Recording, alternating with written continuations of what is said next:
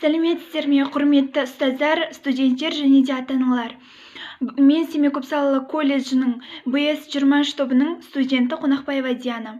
Бүгін мен сіздерге қашықтықтан оқытудың қысқаша өз пікірімді айтсам деп едім.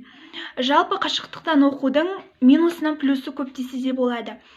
Плюстарына келетін болсақ, жақындарымыздың жанында қауіпсіз ортада сабақ оқығанға не жетсін. Ал кейде кері әсерлер болып тұрады, ол яғни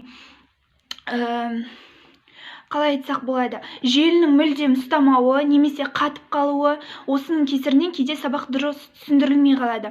Алайда біздің өзіміздің порталымыз бар, Білім.kz деп аталады. Қазір мен сіздерге соны түсіндіретін боламын.